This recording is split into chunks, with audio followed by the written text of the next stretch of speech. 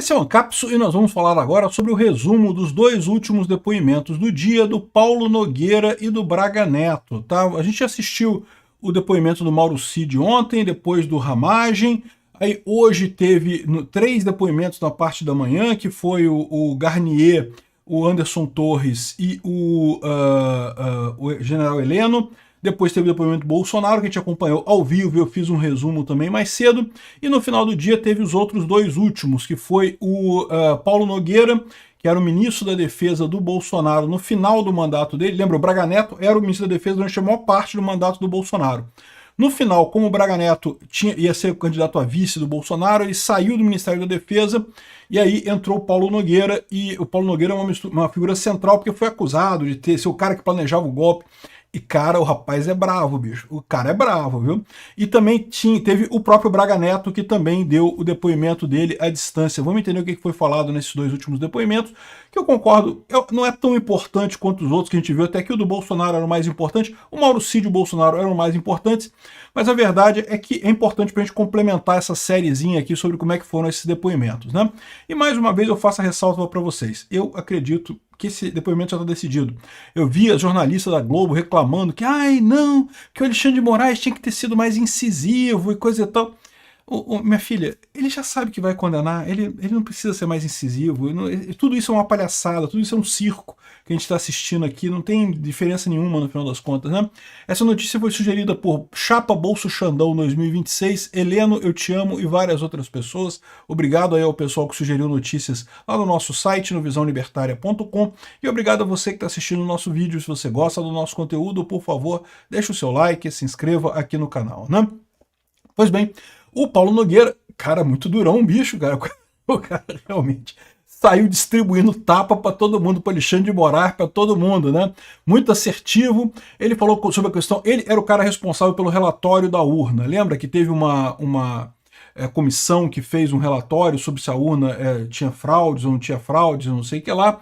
E ele foi responsável por isso, e o Xandão perguntou para ele se que você não quis entregar um relatório parcial, porque alguém te pressionou para não entregar o relatório parcial, querendo que ele entregasse o Bolsonaro, né? E ele falou que ele não entregou o relatório parcial porque a equipe técnica falou que não era bom entregar o relatório parcial, porque isso poderia ter conclusões depois que alterassem esse resultado, então era melhor esperar todo o final do trabalho para ter a certeza do resultado e ter um resultado final sem contradições. Então, ou seja, deixou muito claro que não teve ninguém pressionando para não entregar relatório. O relatório parcial é o seguinte: eles fizeram essa análise no primeiro turno e no segundo turno. E havia uma reunião em que algumas pessoas entenderam que ele iria entregar um relatório parcial no primeiro turno, entre o primeiro e o segundo turno. E ele falou que não, que nunca foi ideia, e que a equipe falou que não, que é melhor entregar só no final, porque poderia ter mudança nesse meio tempo. Ele, não, então vou entregar, senão vai poder ter mudança e coisa e tal. E não despachou com os relatórios da ONU com ninguém antes do relatório final, não aceitou sugestões de ninguém. Se Bolsonaro tivesse mandado ele fazer, eu jamais aceitaria isso, nunca faria alteração no relatório. O relatório é o relatório que a equipe técnica me mandou e ponto final, coisa e tal. Eu gostei da assertividade do cara, tá? Ele disse que Bolsonaro jamais me pressionou para mandar só relatório depois do segundo turno, nem pressionou para mandar nada, foi tudo a EFASEV. EFASEV era o nome lá da equipe que fez a avaliação do relatório. Se tivesse que alterar relatório desse, teria que mudar um monte de gente, eu teria que falar com um monte de gente, eu não aceitaria isso, não faria de jeito nenhum, coisa e tal. E falou sobre a réplica, porque depois que foi liberado o relatório, ele soltou um comunicado dizendo que, olha só, esse relatório quer dizer que a gente não encontrou fraude no passado, mas que pode ter fraude no futuro, pode ter coisas erradas no futuro, né? E ele falou que ele se arrepende dessa réplica porque ele acha que agora que foi, não que seja incorreta tecnicamente, de fato, você fazer um relatório agora não quer dizer que no futuro não possa ter problemas, isso é verdade para absolutamente qualquer coisa. Você fazer uma avaliação agora de qualquer sistema não quer dizer que o sistema no futuro não vai ter problemas, né? Mas que ele vê que é uma coisa que soou fora do tom, ficou parecendo uma coisa errada. Ele não deveria ter feito isso, mas ele assume a responsabilidade, coisa e tal. Enfim, o que ele queria era desvincular o relatório da fraude. Ele queria deixar claro que o objetivo do relatório era melhorar a situação para o futuro, ou seja, não era dizer se a eleição funcionou ou não funcionou, o passado é passado, é dizer daqui para frente o que o TSE poderia fazer de melhor para melhorar as eleições no futuro, né? perguntou sobre o hacker, porque lembra que o pessoal disse, né, que o Bolsonaro teria sido, a Zambelli levou o hacker para o Bolsonaro não gostou do cara, mas falou, não, fala lá com o Paulo Nogueira para ver se tem alguma coisa que pode ser utilizada lá na investigação dele, coisa e tal. E segundo o Paulo Nogueira, ele não estava lá, mas o hacker chegou lá no ministério dele, lá no Ministério da Defesa, e o pessoal do Ministério da Defesa já viu quem era o cara. E aí que eu falo para vocês, o Bolsonaro percebeu que o cara não era boa figura. O cara do Ministério da Defesa, cara, é o hacker da Vaza Jato. Caramba, não, aí no que falaram isso, botaram o cara numa salinha de espera lá, ele ficou 15 minutos lá e foi embora. Não, ele não teve reunião com ninguém, não falou com ninguém no prédio do Ministério da Defesa, ficou 15 minutos lá e o Paulo Nogueira disse que despachou o cara, que ele não falou com ninguém lá. E, de novo, porque é óbvio isso, e aí que eu falo pra vocês, é um dos problemas que eu tenho com a Carla. Como que a Carla Zambelli foi falar com esse cara? Onde é que ela tirou a ideia de que poderia ser uma boa ideia falar com esse hacker da Vaza Jato, né? Mas enfim. Que mais que ele falou? Que não conhece o Felipe Martins e que, então no momento o advogado ele perguntou, não, eu quero que você responda sim ou não para determinadas perguntas, porque isso acontece, tá? Pro advogado desmontar a tese da PGR, ele quer uma resposta simples, sim ou não, para algumas perguntas, né? E aí o advogado dele perguntou os negócios para ele lá, não, responde sim ou não. Ele falou, porra, tá me perguntando isso? Eu já tinha mais gente me perguntou, já está perguntando de novo esse troço aqui. O advogado ficou desse jeito, assim, o cara é realmente milico na acepção da palavra, entendeu? A palavra milico é o cara, né? O cara durão pra cacete, o advogado ficou meio assim, não, peraí, até o Alexandre de Moraes riu, o pessoal, todo mundo riu, coisa e tal. Aí depois que acabou a arguição do advogado, né, o Alexandre de Moraes perguntou, você quer perguntar alguma coisa? Não. Ninguém quis perguntar nada pro cara, não. Pô, coitado do advogado do cara. O advogado, o seu Paulo Nogueira, o seu advogado estava com boa intenção. É que para ficar claro, para ficar mais fácil a argumentação, é importante estar registrado uma resposta sim ou não, uma resposta clara a determinadas perguntas e coisa e tal. Ele vai usar isso para usar a lógica e desmontar a argumentação da PGR, né? Não é que ele está querendo ver se você errava ou mudava o depoimento, não é isso. Ele estava só querendo uma resposta simples. Mas foi engraçado realmente, o pessoal riu pra caramba, né?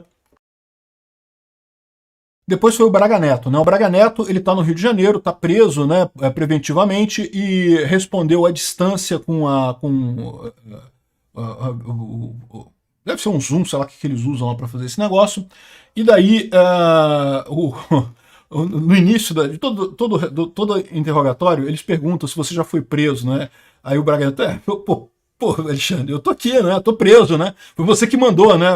Né? Pô, pois é, eu que mandei, não sei o que lá. Eu quero dizer, antes disso, já foi preso antes disso, né?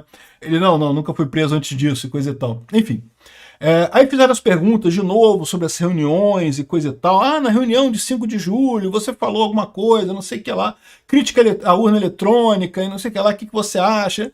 Uma besteira enorme, porque eu não sei essa fixação do Alexandre de Moraes na urna eletrônica e coisa e tal, sendo que, pô, é crime criticar a urna eletrônica? O que aconteceu? Quando é que se tornou crime, né? Enfim, o pior foi quando o PGR perguntou, o Gonet falou assim, não, porque eu não vou... Perguntou para ele com relação às críticas à urna eletrônica, falou, não, críticas não, o próprio PGR. Críticas não, porque crítica não é... O que vocês fizeram foi muito mais do que crítica, foi atacar as urnas eletrônicas. Eu acho que o PGR já ouviu a jornalista da Globo reclamando que eles não estão interpelando os caras, não sei o que lá, e quis dar uma de macho, não, porque isso não é crítica, isso é desinformação, não sei o que lá. Sendo que, de novo, cara, por que o PGR não tá nem aí para isso? Por que o Alexandre de Moraes não tá nem aí para isso? O jornalista da Globo, eles não estão nem aí para isso, porque eles sabem que eles vão condenar o pessoal, né? Infelizmente é isso, né? Assim, não tem motivo nenhum, ficou claro para todo mundo que viu o depoimento que não tem motivo nenhum, não tem nada. A PGR não tem literalmente nada contra ninguém nesse caso. É tudo uma ficção enorme, com alguma ajuda do Mauro Cid. Aliás, o Mauro Cid, o Braga Neto meio que deu uma brigada com o Mauro Cid aqui, né? Enfim, aí depois ele perguntou sobre... teve uma reunião no dia 12 de novembro, se não me engano, na casa do Braga Neto, que o Mauro Cid disse que levou 2 caras que eram kids pretos na casa do Braga Neto e não sei o que lá, e ali que pediu dinheiro para dar dinheiro para não sei o que lá e coisa e tal. O Braga Neto disse que não, que de fato o Mauro Cid teve lá com dois tenentes e coisa e tal, mas que queriam conhecer ele só, que estavam lá para conhecer ele. E o Braga Neto disse que antigamente eu nem receberia as pessoas, mas como eu estava em modo de campanha, né, o Bolsonaro me explicou a importância de você conhecer pessoas, cumprimentar as pessoas e coisa e tal. Eu recebi os caras, mas foi só para cumprimentar mesmo, para dizer, falamos obviedades, como é que tá o clima e não sei o que lá, e pronto, e foram embora. Não teve nenhuma conversa, ao contrário do que disse o Mauro Cid. O Mauro Cid disse que eles pediram dinheiro, que o Braga Neto enviou dinheiro em saco de vinho e não sei o que lá. E ele falou que não, o Braga Neto tá viajando, não tem nada disso. Desculpa, o Mauro Cid tá viajando, não teve nada disso, né? Disse o Braga Neto, né? O Mauro Cid disse para o Braga Neto que precisava de dinheiro para pagar despesas de campanha. E daí ele falou, procura o PL que o PL vai dar dinheiro para vocês. Como o PL depois disse que não podia dar dinheiro para esse pessoal, ficou por isso mesmo, ele não deu dinheiro para nada, né? Aí perguntaram para ele se ele conhecia também as operações Punhal Verde e Amarelo, Copa 2022 e não sei o que lá, e porra nenhuma. Aí tinha algumas mensagens críticas no celular, que tinha um monte de mensagem no celular dele, criticando fulano, criticando Beltrano. Ele disse que não lembra das mensagens, que ele não criticou ninguém, que o que pode ter acontecido, alguma mensagem tirada de contexto, e tá tudo fora de contexto nesse material da PGR, não sei o que lá, que ele não teve acesso ainda ao contexto das mensagens e coisa e tal, e que o que tem ali são críticas soltas, que ele não sabe em que contexto que estava aquilo, né? Nunca se intrometeu em eleições, fraudes da urna e coisa e tal, e jamais apoiaria coisas contra a democracia, que ele liderou a força brasileira, acho que em Timor-Leste, não sei onde é que foi, as tropas brasileiras que foram fazer missão de paz e coisa e tal. Ele falou, não, que eu dou uma importância enorme à democracia, jamais aceitaria qualquer coisa que tivesse a ver com rompimento de ordem democrática e coisa e tal, nunca apoiaria um plano de golpe e coisa e tal, né? E falou abertamente, olha só, o Cid faltou com a verdade sobre a questão de dinheiro. Jamais entreguei dinheiro ao Mauro Cid e não tem esse negócio não, né? Então teve uma briguinha no final com o Mauro Cid, mas, enfim, eu achei também o Braga Neto muito seguro de si, falando muito assertivamente, coisa e tal, e muito tranquilo, não tava apavorado. O Mauro Cid é o mais apavorado de todos, é impressionante. O cara realmente, não sei o que o Alexandre de Moraes fez com o cara, mas conseguiu amedrontar o sujeito muito, né? Enfim, terminaram os depoimentos. O Alexandre de Moraes conseguiu o que ele queria, que é fazer um depoimento rápido. Lembra? Isso é uma corrida contra o tempo. O Alexandre de Moraes estava correndo com essa porcaria para tentar fazer a coisa toda muito rápida. Ele deu 5 dias de prazo para quem quiser fazer alguma outra produção de provas. Infelizmente vai ser 5 dias só. Por quê? Eu aposto que o Alexandre de Moraes vai negar qualquer produção de prova pedida pelos réus, mais uma vez. Por quê? Porque isso é o correto? Não, isso não é o correto. O correto seria ele atender os réus e fazer a produção de prova que fosse necessária nesse caso, né? A questão é que o Alexandre de Moraes está numa corrida. Ele quer correr com essa coisa toda para condenar o Bolsonaro o mais rápido possível. Então qualquer produção de prova que for pedida vai ser negada pelo Alexandre de Moraes, vocês podem ter certeza disso. Muito em breve ele vai pedir o que eles chamam de considerações finais, né, das defesas dos réus e coisa e tal, e já vai partir para o julgamento para tentar condenar Bolsonaro o mais rápido possível. De novo, qualquer pessoa que tenha assistido esses depoimentos, tal como eu assisti, fica muito claro que pode ter alguma coisa assim estranha, coisa e tal. O Mauro Cid falou que tinha dinheiro, que não tinha dinheiro, coisa e tal. Mas em momento algum, até o Mauro Cid sempre deixou claro, olha só, nunca iria acontecer nada. Todo mundo sabia que não ia ter golpe, que não ia acontecer nada. Nunca teve essa possibilidade de ter golpe, ninguém discutiu esse tipo de coisa. Mas teve um documento lá, o pessoal mandava um monte de documento no celular dele, coisa e tal, mas ninguém nunca levou esse troço a sério, né? Apesar disso, eu acho pouco provável que eles não sejam condenados, como eu já expliquei para vocês, porque se trata de uma questão de sobrevivência política do Alexandre de Moraes. O Alexandre de Moraes já fez tanta lambança nesse processo que se ele não achar um golpe agora no Brasil, ele não... como é que ele vai justificar todas as lambanças que ele fez no passado? Então, assim, os depoimentos são, obviamente, não teve nada ali. Os depoimentos destroem toda a narrativa da PGR. Mas o que vai sair disso daí? Infelizmente, eu acho que mesmo sem ter razão, eles vão condenar o Bolsonaro. Mas vamos ver o que vai acontecer.